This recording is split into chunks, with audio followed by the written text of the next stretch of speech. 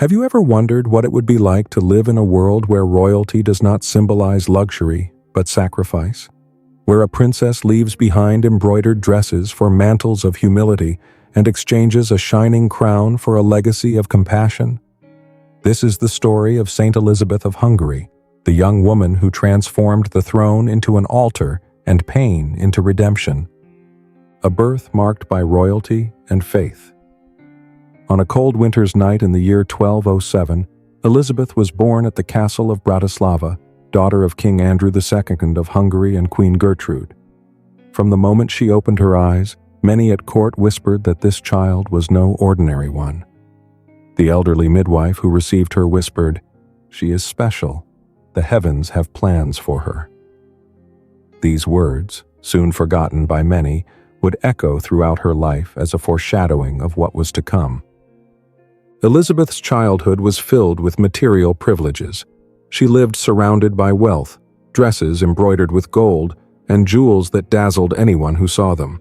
However, she never seemed interested in these luxuries. She was often seen gazing out the castle windows, watching the peasants working hard in the cold. "Why do they have so little while we have so much?" she asked one day of her nurse, who, surprised, did not know how to answer.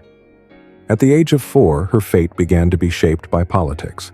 She was promised in marriage to young Louis, son of the Landgrave of Thuringia. Although Elizabeth was but a child, she understood that her life was not entirely her own. At court, certain unusual behaviors began to show. While other girls played with ornate dolls, Elizabeth preferred to make small bouquets of flowers to offer at the altar of the family chapel. Her mother, Queen Gertrude, was a fundamental pillar in her early years, teaching her the value of faith and compassion. But this happiness was brief. When Elizabeth was only 6 years old, Gertrude was brutally murdered in a political plot. This event deeply marked the young princess, sowing in her a mixture of pain and devotion that would define her path. As time passed, Elizabeth was sent to the court of Thuringia to prepare for her marriage. There, away from her family and home, she began to show even more clearly her inclination towards faith. She spent long hours praying in the chapel, seeking comfort in God. While the other children at court watched her with curiosity, Elizabeth remained steadfast in her behavior.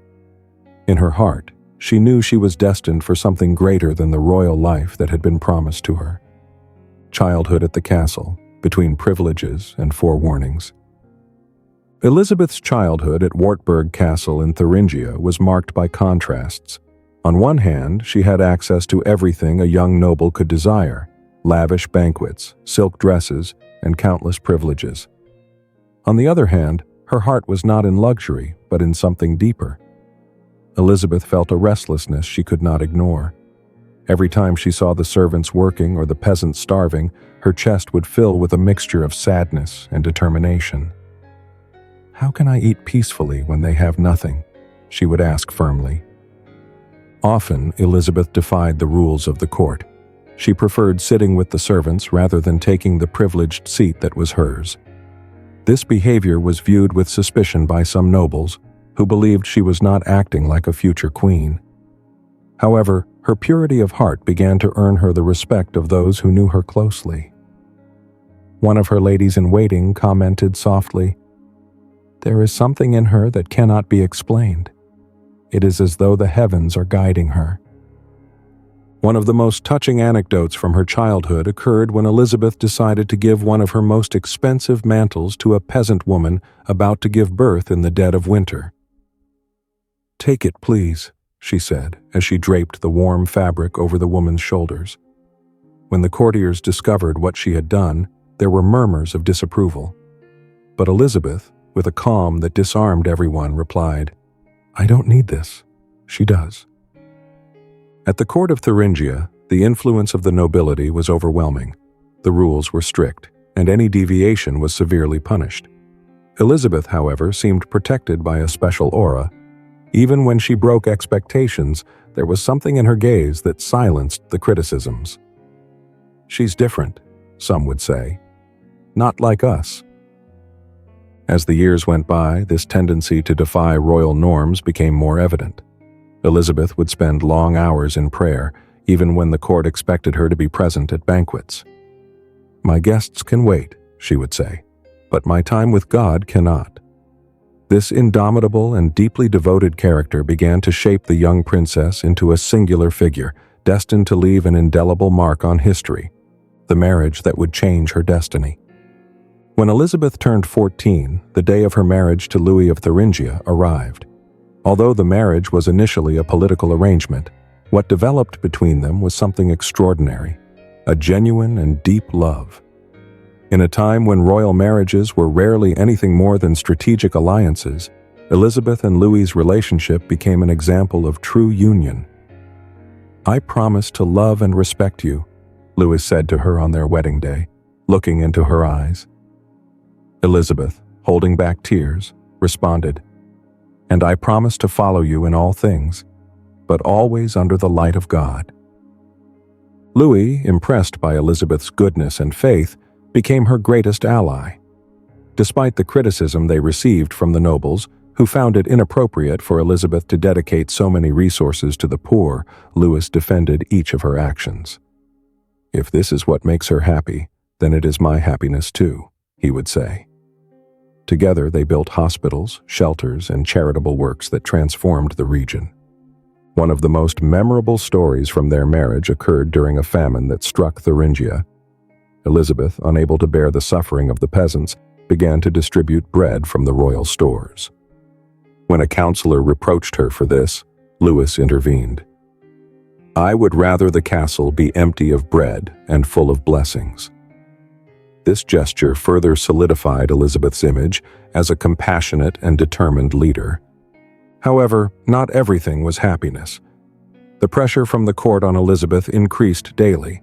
Some nobles tried to convince Louis to limit his wife's activities, arguing that she was discrediting the crown, but Louis remained firm. "There is no greater glory for a ruler than to serve his people," he would respond. This unwavering support allowed Elizabeth to flourish in her vocation.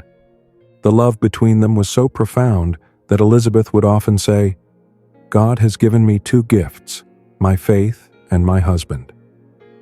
Although they both knew the responsibilities of power were immense, together they managed to build a life that surpassed the expectations of their time, marking the beginning of a story that would be remembered for centuries. The miracle of the roses, a symbol of compassion. One cold winter morning, Elizabeth, as usual, left the castle with a basket covered by a cloak. Inside, she carried freshly baked bread, meant for the poor waiting outside the walls. However, that day, a group of courtiers, suspecting her activities, decided to follow her. Upon seeing her, they hurried to inform Louis, who, although supportive of his wife, understood that the criticism against her was growing stronger.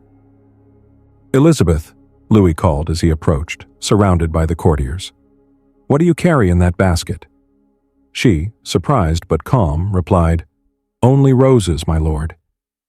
Louis, confused, ordered that the contents be revealed. Elizabeth, holding her faith firmly, lifted the cloak covering the basket. To everyone's astonishment, instead of bread, there was a pile of fresh roses, glowing even in the icy cold of winter. The miracle was evident to all who were present. The courtiers who had tried to humiliate her were speechless. Louis, on the other hand, smiled with admiration. "The love of God is with you, Elizabeth," he said, holding her hand. From that day forward, the miracle of the roses became a symbol of Elizabeth's pure spirit and her connection with the divine. This event strengthened Elizabeth's faith even more. It was not the first time she had faced criticism for her acts of charity, but this miracle silenced many of the voices against her. The peasants, upon hearing about what had happened, began to call her the Saint of Thuringia, even before the church officially recognized her sainthood. Despite the recognition, Elizabeth never sought glory for herself. She continued to distribute bread, care for the sick, and offer comfort to those who suffered. "Roses are beautiful, but the true miracle is love," she would often say. This humility made her even more beloved by the people, but it also sparked envy in some parts of the court. The story of the miracle of the roses reached many, even beyond the borders of Thuringia. It was a living testament that goodness, when done with the heart, can transform even the most adverse circumstances. Elizabeth knew that she did not need to defend herself against her critics. Her actions spoke for her, and divine grace supported her. The suffering of the people, her call to charity. In a particularly difficult year, a terrible famine struck Thuringia. The fields were dry, the stores were empty, and the villages were silent, except for the cries of those suffering. Elizabeth, unable to ignore the despair around her, made a radical decision: to open the castle's granaries. "We cannot call ourselves rulers if we let our people die of hunger," she proclaimed firmly in a meeting at court. The nobles immediately protested. "It's a waste of royal resources," one of them exclaimed. But Elizabeth, with the serenity that characterized her, responded, "What good is gold if we cannot save lives? God will judge us not by what we keep, but by what we give." Her decision was supported by Louis, who, as always, showed his unwavering support. "What we have also belongs to them. Let them eat," he said to the courtiers, bringing the discussion to an end. Elizabeth did not just open the granaries, she also personally got involved in distributing the food. Every day, she could be seen walking among the peasants, handing out bread, soups, and words of comfort. "God is with us, and this suffering will pass," she would say as she stroked the heads of the hungry children. Her presence not only brought physical sustenance, but also hope. However, this work came at a personal cost. Elizabeth faced harsh criticism and pressure within the court. Some nobles began to conspire against her, arguing that her charity was a threat to the stability of the kingdom. Even in those difficult moments, Elizabeth never lost her faith. "God is my strength. If I am doing what is right, He will support me," she confided to one of her ladies-in-waiting. As time passed, the fruits of her work began to show. The famine, although devastating, did not break the spirit of the people of Thuringia, thanks to Elizabeth's leadership and compassion. Her example inspired many other nobles to follow her lead, marking a significant change in the way royalty was seen in the face of social crises. The tragedy of losing the love of her life. Elizabeth's life seemed blessed by faith, love, and her tireless service to others. But like all great stories, tragedy would soon arrive. In 1227, Louis, her husband and protector, set out for the Sixth Crusade, answering the call to defend the Holy Land. Elizabeth, with an anxious heart, bid him farewell at the gates of Wartburg Castle. "May God accompany you and bring you back safely," she said, holding back her tears. Louis looked at her tenderly and responded, "My love for you has no end, Elizabeth, and my soul will always be with you." Days turned into weeks, and weeks into months. News from the front was scarce, but Elizabeth remained steadfast in prayer, asking for her husband's safety. However, one day, a messenger arrived at the castle, his heart heavy. "My lady," he said with a trembling voice, "I bring news of your husband." Elizabeth felt time stop. The messenger's look said it all. Louis had died on his way to the crusade, a victim of a sudden fever. Elizabeth's heartbreaking cry echoed through the halls of the castle. The man who had been her companion, her support, and her greatest love was gone, never to return. For days, the widowed princess locked herself in her chapel, crying and seeking comfort in God. "Why, Lord? Why have you allowed this?" she cried through her tears. But over time, her grief transformed into a renewed determination. Elizabeth knew that she had to continue her mission, even without Louis by her side. The void left by the death of her husband was immense, but Elizabeth found comfort by dedicating even more time to the poor and the sick. "Louis is with God, and now I must draw even closer to him," she would say. With this unshakable faith, Elizabeth decided to renounce the luxuries and comforts of court life, choosing a path of poverty and service that would lead her to even greater spiritual depths. From princess to widow, a radical change of life. After Louis's death, Elizabeth's position at the court of Thuringia became precarious. The nobles, who had never fully approved of her charitable actions, began to conspire to strip her of her rights. Just a few months after her husband's death, Elizabeth was expelled from the castle with her young children. "You no longer have a place here," they told her coldly as she gathered her few belongings. However, far from being intimidated, Elizabeth accepted her fate with humility. "If this is the path God has laid out for me, I will walk it with faith," she declared. Homeless and without wealth, Elizabeth began to rely on the charity of those she had once helped. The peasants, upon hearing of her situation, opened their doors and hearts to welcome her. "She is our saint. We cannot abandon her," they said. Elizabeth found temporary refuge in the villages, but not for long. She knew she could not depend on others forever. Over time, she chose to fully embrace a life of poverty and dedication. In a solemn ceremony, she renounced all her titles and wealth, choosing to live as the most humble. "My only wealth is the love of God and service to others," she proclaimed. This radical act had a great impact on those who knew her, solidifying her reputation as an extraordinary woman. Despite her difficult circumstances, Elizabeth never lost her joy or her faith. She continued to help the poor, visit the sick, and share whatever little she had. Even in the darkest moments, her spirit shone with an unshakable light. "It doesn't matter what I've lost, because I have everything I need in God," she would often say. This radical change in her life marked the beginning of a period of profound spirituality and sacrifice. Elizabeth, who had once been a princess surrounded by luxury, became a simple woman, serving the most vulnerable. Her transformation inspired many, becoming a living example of how faith and compassion can overcome any adversity. Renunciation of power, embracing poverty. The day Elizabeth officially renounced her title of princess was one of the most significant moments of her life. In front of a small crowd of peasants and monks, she removed her royal robes and exchanged them for a simple woolen tunic. "From now on, I am nothing but a servant of God," she declared in a calm but resolute voice.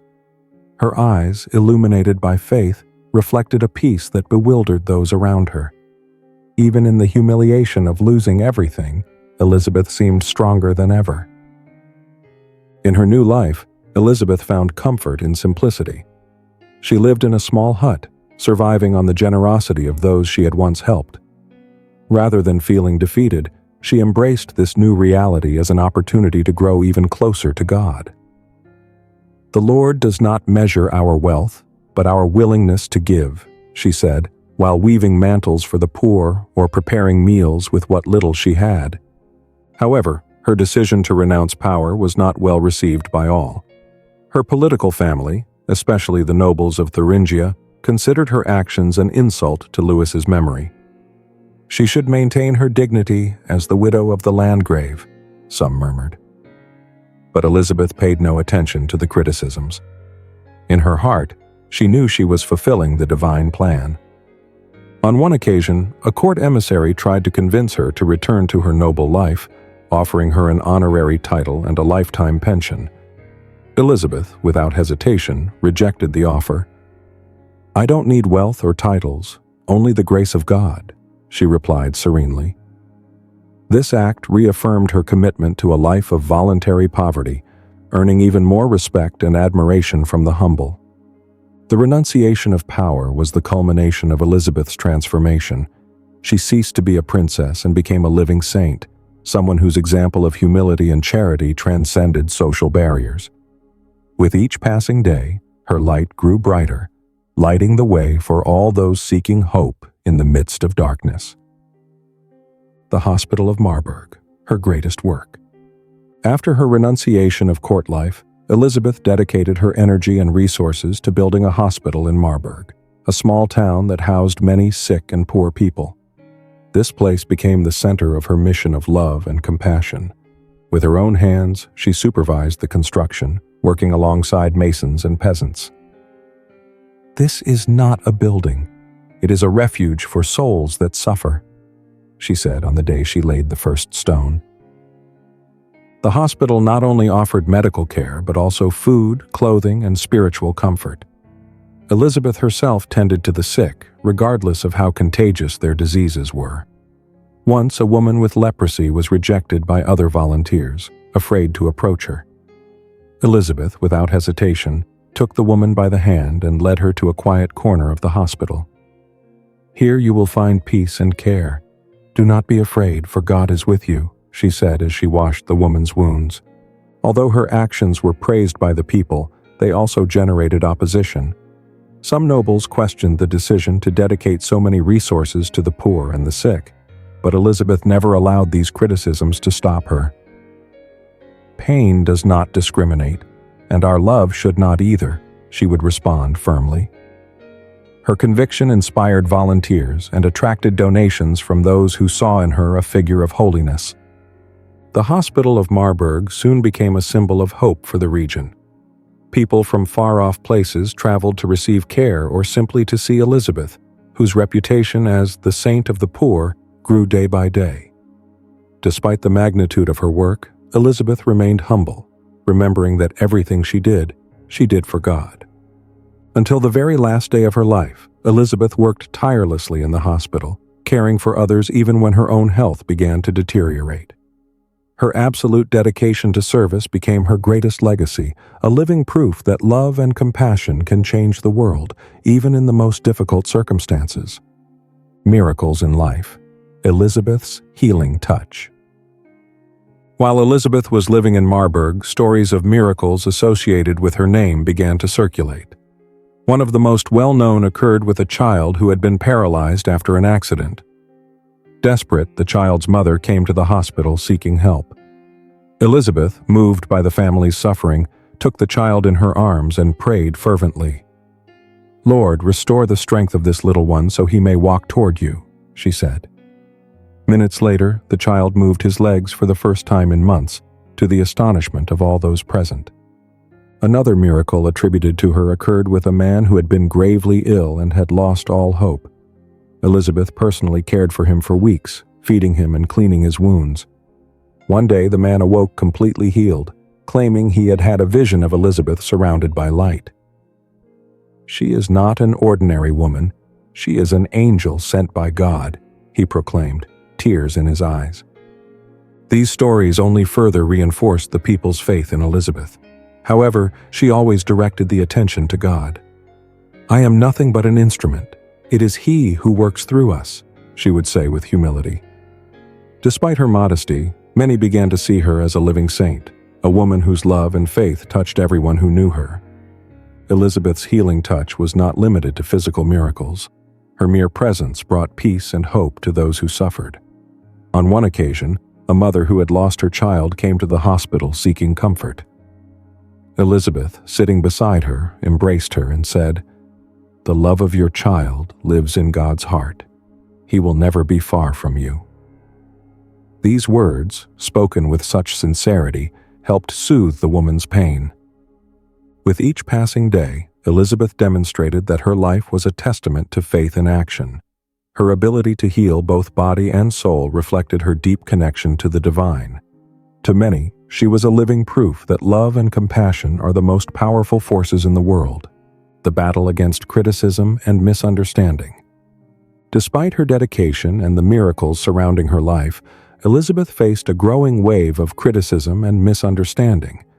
The nobility, who had never fully accepted her decisions, viewed her life of poverty and service as an affront to the dignity of the crown. "It is madness for a woman of her rank to live like a peasant," some said. But Elizabeth, as always, faced these comments with serenity. "The true madness is to ignore suffering when we can alleviate it," she would respond. At the court of Thuringia, the gossip became fiercer after the construction of the Marburg hospital.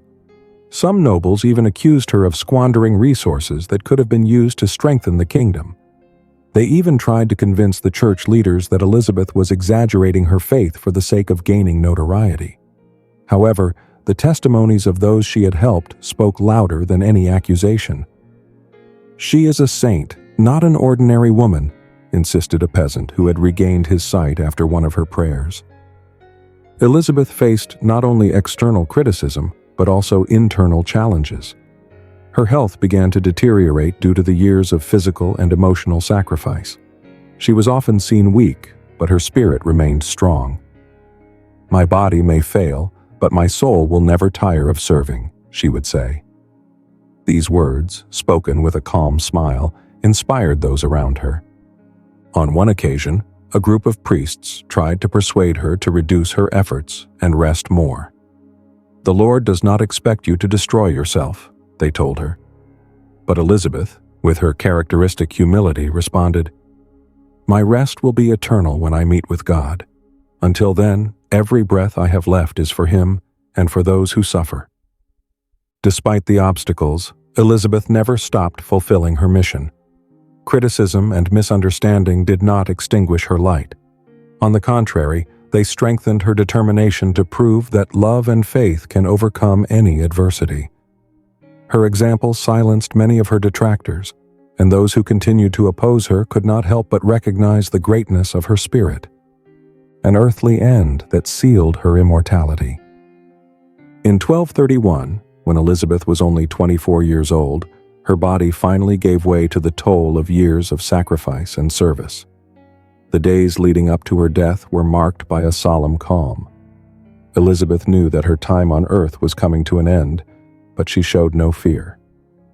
"My life does not end here. It only begins in the arms of God," she said to her closest friends as she rested in her modest bed at the Marburg Hospital. Even in her final days, Elizabeth continued to care for others. Despite her weakness, she insisted on attending to a group of sick people who had arrived at the hospital. "I cannot stop loving as long as my heart still beats," she declared. This final act of compassion was a perfect reflection of the life she had led. The day of her death, the room where Elizabeth lay filled with a strange fragrance of flowers, according to witnesses. Those surrounding her said they felt a profound peace, as though heaven itself were present. Elizabeth, with a serene smile, uttered her last words. "Lord, into your hands I commend my spirit," and closed her eyes forever. The news of her death spread quickly throughout the region. Crowds of people came to Marburg to pay homage to the woman who had transformed so many lives. Some arrived walking from distant places, convinced that Elizabeth had been a saint in life. Many of them claimed to have received miracles by visiting her tomb, further strengthening her reputation for holiness. The impact of her death was profound, but her legacy was far from over. Shortly after, the Church began investigating her life and miracles, which led to her canonization just 4 years after her death. Elizabeth of Hungary was declared a saint, a recognition that formalized what the people already knew. She was a beacon of love and faith in a world filled with suffering. Canonization, the saint who never stopped giving. In 1235, in a solemn ceremony in Rome, Elizabeth was officially canonized by Pope Gregory IX. The event was a testament to her impact on the lives of thousands of people, from peasants to religious leaders. Elizabeth was not only a pious woman, she was the face of God's love on earth, declared the Pope during the ceremony. The canonization was celebrated with joy throughout Europe. Churches dedicated to Saint Elizabeth began to emerge in different countries, and her story became an inspiration for generations of believers. Her image, depicted with a basket of roses and bread, became a symbol of charity and unshakable faith. The miracles attributed to Elizabeth continued after her death, further solidifying her status as a divine intercessor. Pilgrimages to her tomb in Marburg became a massive phenomenon, attracting people from all corners of Europe. There, many found healing and comfort, reinforcing the belief that Saint Elizabeth continued to care for the needy from heaven. But beyond the miracles, Elizabeth's true legacy lay in her example of life. Her story reminded everyone that even in the most privileged circumstances, one can choose the path of humility and service. Her canonization not only elevated her to the altars, but also reaffirmed her place in the hearts of those who venerated her. Today, Saint Elizabeth of Hungary is remembered not only as a religious figure, but as a beacon of hope for all those who seek to live a life of love and compassion. Her story transcends time, reminding us that true power lies not in wealth or titles, but in sacrifice for the well-being of others. The eternal legacy of a life of service. Saint Elizabeth's impact is still felt today. Her life became a model for charitable organizations and for those working toward social justice. Her hospital in Marburg, though transformed over time, remains a tangible reminder of her dedication to caring for the most vulnerable. The values Elizabeth embodied, humility, compassion, and love for others, resonate in every corner where her name is spoken. Many religious congregations, especially those dedicated to caring for the sick and poor, consider her their patron and source of inspiration. Even outside the religious sphere, her story remains a powerful lesson in sacrifice and empathy. Saint Elizabeth reminds us that change does not always come from grand gestures or eloquent words, but from the everyday acts of love. Her legacy is an invitation to all of us to look beyond ourselves and extend our hands to those in need. As she once said, "Love for others is the purest reflection of love for God." Prayer to Saint Elizabeth of Hungary. O glorious Saint Elizabeth, example of humility and boundless love, you who turned pain into hope and tears into acts of charity, intercede for us before the Lord. Help us live with pure hearts, serve with joy, and love unconditionally. Teach us to see Christ in every face, and be instruments of His peace in the world. Saint Elizabeth, patroness of the needy, guide us on the path of faith and compassion, so that, like you, we may find God in the service of our brothers. Amen.